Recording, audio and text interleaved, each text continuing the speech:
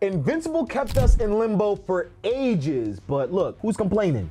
Perfection can't be rushed. After a 4-month mid-season break, they returned with a bang. And you know it's a bang because currently it's nailed a 100% on Rotten Tomatoes, which is weird because Rotten Tomatoes is very unpredictable. We all know this. Initially, some narrative elements had me on edge because it was like seemingly following an overdone trend, but it turns out they handling it with a little bit of finesse. After Invincible got his ass wrecked by his pops. You guys need to get hit by your dads a little bit more. You guys need to get like an alcoholic rage beating. He struggles with his identity as a superhero and working for the government. He's off to college, his girlfriend's not as annoying this season, and bro, I think he put on a little bit of muscle. I ain't gonna lie to you, bro. I was watching that, I'm like, bro, do you look a little bit more hockey? Just a little bit. Bro, been lifting, bro. But then things get weird when he's asked to visit a planet that needs saving from meteors. Yo, if you call them Viltrumites meteors, come on, bro. I mean, they might as well be, to be honest with you. Much. Like, yeah, you're right, they're meteors. It's a lie. It's his pops, and now he has a little brother. Nasty ass dad was out here fucking bugs. Wasted no time. Yo, he's a freak for that. Wasted no time. He on his District 9 shit. Yo. But then that directly leads us into episode 5, which is exactly how you bring back a show from a hiatus. Welcome to another episode of Kaylex Encounter, and if you've been here before, yo, as I was watching the show, I'm like, yo, am I tripping? I heard Optimus Prime's voice, and I'm like, wait a minute, what is going on here? Nah, you definitely heard it. There's no mistaking him for anybody. His voice is so distinct. Like, you know automatically, oh, that's Optimus Prime. Going into the second season, I had one small issue, and it doesn't seem like it's doing a bad job right now. But as soon as I saw bro opening up all those portals, I'm getting sick and tired of all of this multiverse stuff. So when I saw that he was starting to open up all these multiverse portals and he like did basically the Council of Reed, like I was just kind of like, are we doing this again? So I was like, it kind of turned me off. But then the ending.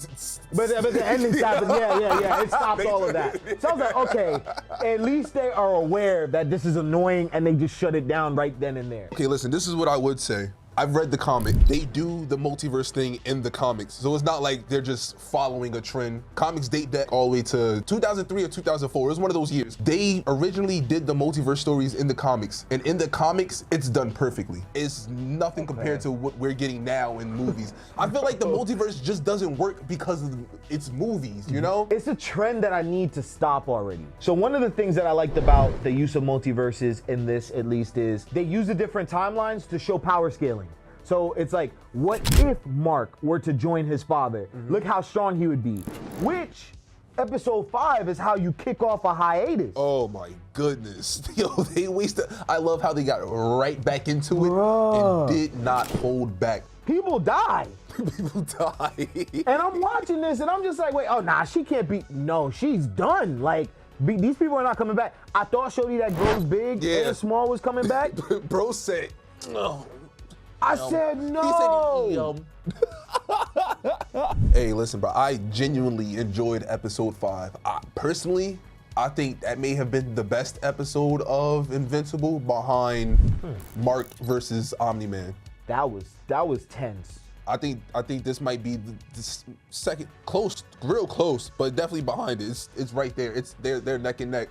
It was a banger of an episode. I like what they're doing with this show because the comic was monthly, so the story was being told like it's quick. It's quick. You're able to flesh out more, really enjoy these characters and stuff with this show. So I like that a lot. Hey comrades, if you guys are enjoying this episode, please click that like button. We're trying to grow the channel. Subscribe. All right, let's get back to the video. Obviously, I still have my problems with the series. The lack of animation. Even from season 1, I thought there was gonna be an improvement in season 2. I'm still disappointed with the animation. It's just lacking, whether it'd be a lack of frames or it'd be a lack of detail in the art. Like, it's always something missing. Like, I hate to keep doing this. Like, I read the comic, you feel me? And the art in the comic is insane. Like, don't have me pull up pictures right now, you feel me? Oh, like, and the art is that good? The art is insane, bro. I love it. I got screenshots from the art. Like, that's what I do. If I'm reading something and I enjoy the art, screenshots for days. Like, so then I look at this, like even season 2, episode 4, when it was Omni-Man and Mark versus the other Viltrumites. Yeah. Those are some Mortal Kombat ass fatalities, bro.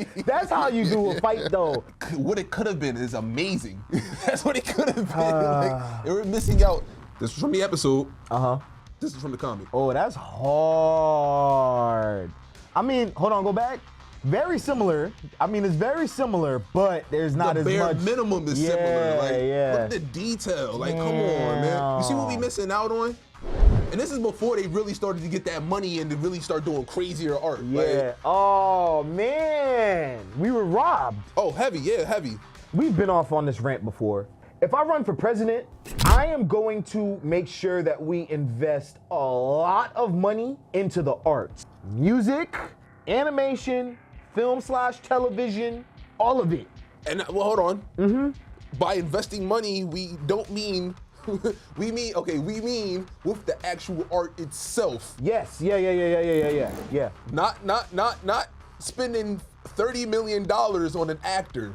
What do we call this bill? I'm gonna figure out what we call this bill, but this bill is targeted specifically towards becoming a superpower in art, which we kind of already are, but I'm talking about the equivalent to how we are for science and building a nuke and being the first ones to all of that. We're doing that specifically when it comes to art. And honestly, I'm only doing this because I want for the United States to compete with Japan. There is no reason why we got Japanese animation coming out so fire, and then we have Invincible. Interesting story, interesting characters, and the animation is bare minimum. Invincible is 10 out of 10 to me. Regardless of the animation and stuff, it's 10 out of 10. I could agree. Which is why it is so important to emphasize that story comes first. The razzle dazzle doesn't really matter as much. It's about story and what it's telling us, right? Mm-hmm. My whole thing is, I think the reason why the animation is not as up to par as the story, which is 10 out of 10, they keep hiring all these well-known actors, bro. Pause the show at any given moment, and it's probably somebody that's getting paid $500K per episode, bro. And there's mad voice actors out there. I'm not saying pay them little, but I'm saying there's so many other voice actors out there that could portray these roles. But I mean, overall, I'm really fucking with this show. I like it a lot. It made me forget the reason why I even got through season 1. Because if I'm gonna be honest, when you sit down through the hiatus and you're just looking at clips from the show, you're just like, why did we watch this? Like, you gotta watch the show in its whole form, you know what I'm saying? It's funny because this feels like the animated DC universe back when we were kids, but they all, like, made by the same people, but they know we're older now. You see what I'm saying? And it just plays out that way, and I just love it, bro. If you guys wanna see us talk about Invincible again, go ahead, click that like button, and we'll see you in our next encounter. Peace.